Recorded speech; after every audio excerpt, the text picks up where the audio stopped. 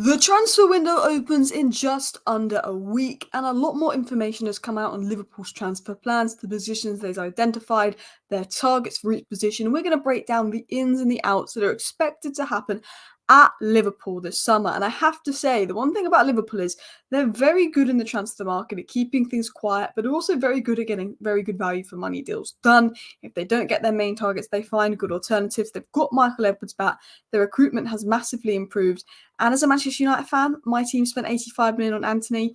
It annoys me because some of the players that Liverpool might be going for this summer are very, very good players, very, very good signings. They're going to be very good for Liverpool. And I don't want them to end up in a Liverpool shirt. In fact, some of them I'd like to see in a Man United shirt.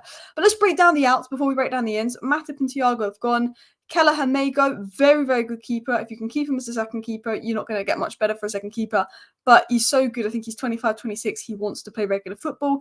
Van der Berg, I think you can get money for as well. I don't know how much, but according to data, it said 10 to 20 million is expected. Tyler Morton, Tsimikas, I'm not sure how much you get for him, but potentially he could be on the way out.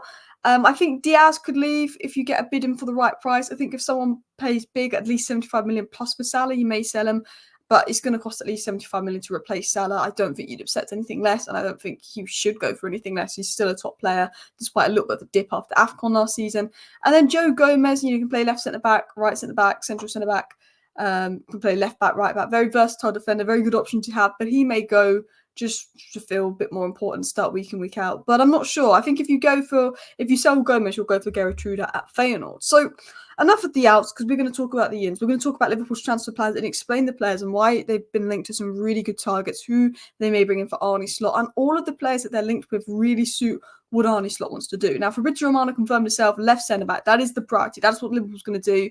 Left centre-back potentially could play left-back as well, but left centre-back, give Robertson cover. Inacio been recently linked. Hancho's been linked. Obviously, other players like Pacho, Hincapie, you've been linked to a lot of names. We're going to break them down. Even someone like Colwell could be a smart deal for you guys as well. You're looking to bring in an attacker that can play across the front three with a predominance to the right wing, but Diaz looking more like to go than Salah at this rate, and then a defensive midfielder because Endo was only short term. Potentially, if Gomez leaves, you bring in a left back as well as a left centre back, maybe a right centre back as well. I think Kwanzaa's good. I think Konate is very good, and Joe Gomez can play there, so I don't think you need more than one centre back. But if you sell a player, you could get a second centre back in because you look at Lenny Euro, you look at Diomande, really good options out there. So that's what sort of Romano is suggesting Liverpool look at. And I think there will be three priority signs for Liverpool. Someone that can play left centre-back and left-back, someone that can play DM, and someone that can fill in across the attack. Which brings us into Liverpool's number one priority, which is the left centre-back position. Now, I've done this for each position that Liverpool are going to bring someone in. I've ordered the four names that I think they've been linked to the most, apart from Schlotterbeck. I don't know how much they've been linked to him. And then I've put them in order of like how reliable and how heavily they've been linked to. Like Fabrizio Romano has confirmed Pacho is a Liverpool target. Obviously Hank Cho plays for Feyenoord as well, so he could be an option there. And Inacio, obviously, a good player. He was linked to them when they were linked to Amorim, and Schlotterbeck, very good season with Dortmund. Now, we'll dive into some other options in a second, but I think these are the four most likely, and I think they're all very, very good players. They can play left centre-back, they can play left-back. The most expensive they'd probably be is around the 50 million mark. All of these players are modern, technical players that are good on the ball, good at playing out from the back, which is exactly what Arne Slot wants in his player. I think Pacho's such a modern, technical player, and what Pacho has is the strength and the pace that I think he'd be very well suited to the Premier League. He'd be very able to deal with the best wingers, deal with the best strikers. I think his athleticism, his ability to defend 1v1, wide channels, cover grounds, he gives me similarities of Mickey Van der Ven. He could be really, really good. If you look at Hancho, again, he's a leader. He's played in Arne Slot's system. He's a lot better in the air than some of the other players, although you have got Van Dijk that's a monster in the air. He's a very good tackler, ball winner, box defender, again, good at playing out from the back, reading the game, carrying the ball. And Inacio, there is question marks about his ability aerially, but if he's playing next to Van Dijk, it's not too much of an issue. But on the ball, covering wide spaces, putting his foot in, he's very good at that. Very versatile, very good wide space defender, completely press resistant. He reminds me a little bit of Sandro Martinez, a little bit of Nathan Ake, that kind of player. Not particularly Martinez, not necessarily the most physical, but would work really well next to Van Dijk. And then you've obviously got Schlotterbeck, who's had a very, very good season with Dortmund. He's very two-footed. I believe he's right back, but plays left back / left centre back, which is interesting. Passing, very good. Versatility, very good. Press resistant, can play out from the back. But I think his defensive contributions are very, very underrated as well. They're really good options for Liverpool. Ones they've been semi-linked to are like Calafiori, very, very good option, but I don't see him leaving Italy. I think young Italian talents like to stay in Italy. Look at me, apparently 25 million as well. I think that could be a really good option as well if you can't get your first choice. I know he doesn't really play left back, but you're looking at someone that ticks every box. Defensively good, physically good, reads the game well, leadership, IQ, can play out from the back. I feel like you got the full ticket there for a very good price.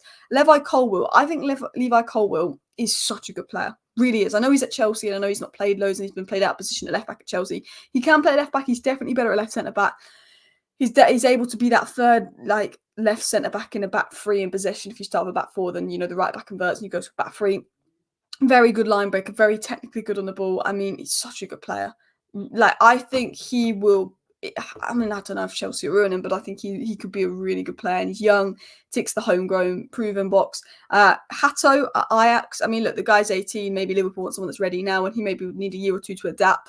But he reminds me of Jurrien Timber, but like the left-footed version. He could play right back, left back, centre back. He could probably play DM. He's that good. I think in terms of ability on the ball, technical ability, playing out from the back, he's got that Ajax, ticks all those boxes as well. Could be a very good deal. And then Hincapie had a very good season at Bayer Leverkusen. Mostly played left back, but can play left centre back.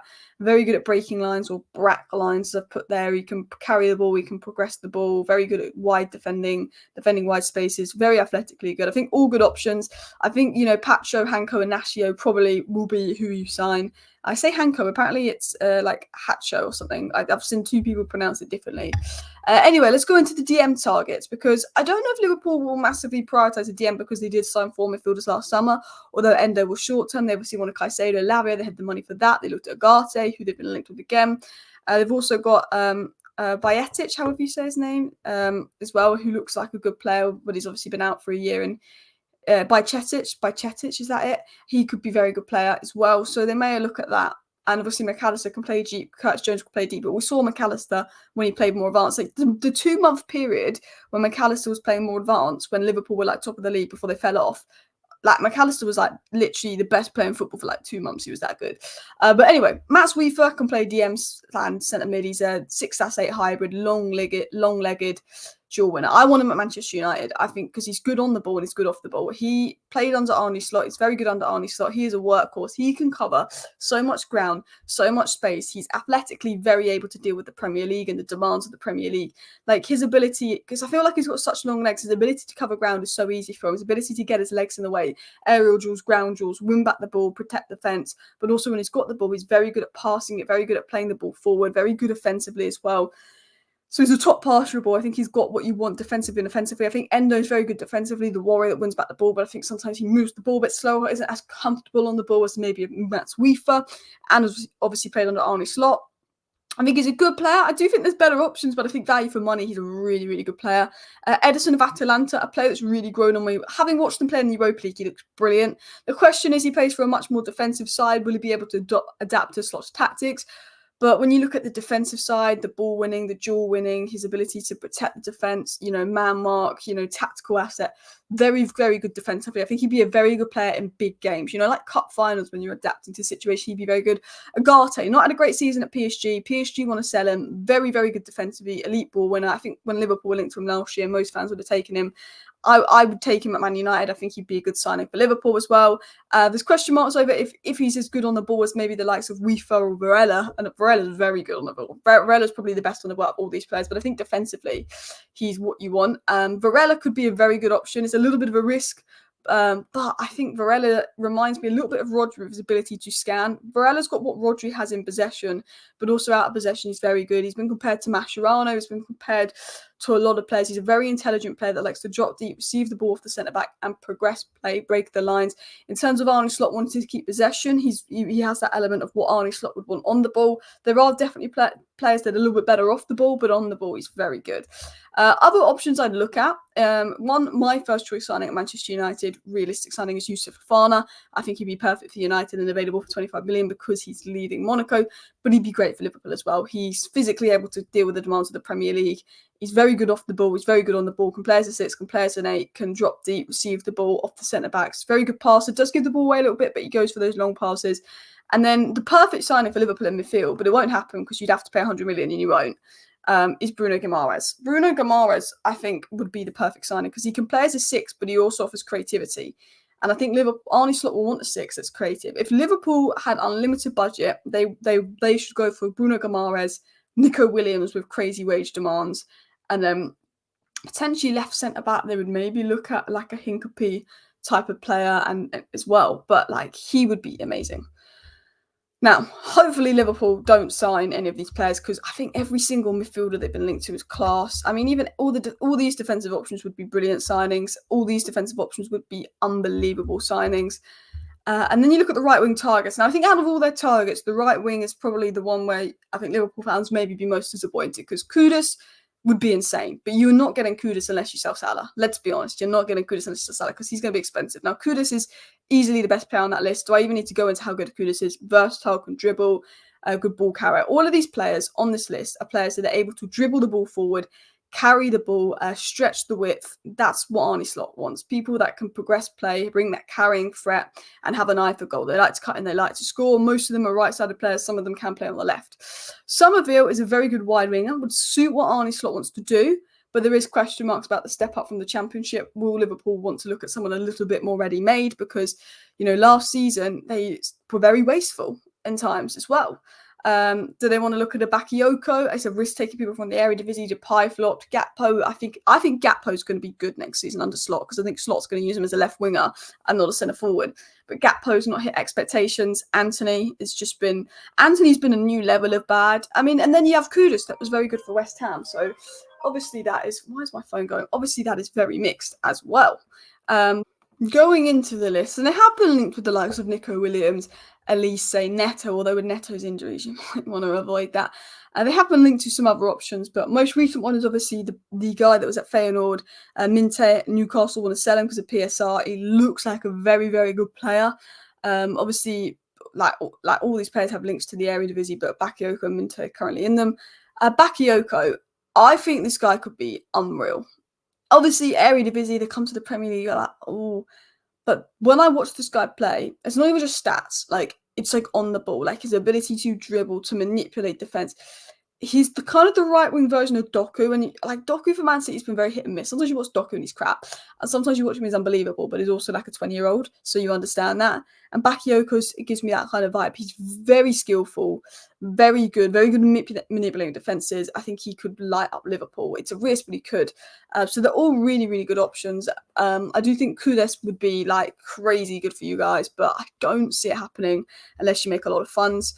You were linked to Anthony Gordon as well, but I don't know what the credibility is in that as well. I don't think Newcastle are going to sell him. If you have the funds and you sell the likes of Joe Gomez and you maybe sell Darwin Núñez or someone as well, I mean, I would look at Cunha of Wolves, could facilitate your wingers really well. Do that for Mino, same with Xerxes, same potentially with João Pedro. Potentially for depth, you might want to look at Gertruda. I think Todibo being available for 30 million is a good option at right centre-back. Simicon's a good option. Diamonde's a good option. Euro's a good option. But you do have Kwanzaa and obviously Konate that can back up Van Dijk. And yes, Konate's injury-prone and Kwanzaa's young and Van Dijk's getting on a bit. But I think you can save right centre-back to next summer. Which brings me into my predicted Liverpool XI. This is how I predict that Liverpool could look next season. Not who I would buy. If I was in charge of Liverpool, and well, actually, if I was in charge of Liverpool, I'd make them buy crap players. But if I was looking at it from a other perspective, I would pick some different players to this. But I think some of these players are good options. Inacio, maybe. I think Inacio, Pacho, Hancho. I still think keep an eye on Colwill, could be the left centre back. I think Weaver maybe in DM, but I do think keep an eye because Liverpool, I feel like could sign one or two players that they've not even been linked to yet because they're very quiet. Somerville is definitely one to watch as well. So I think those would be the 3 most likely additions. Anyway, Liverpool fans, let me know down below, what would your thoughts be on this lineup? Who do you want to sign? And also, who do you think you'll sign? Thank you for watching. Please hit that like button. Of course, subscribe. See you next time. Bye.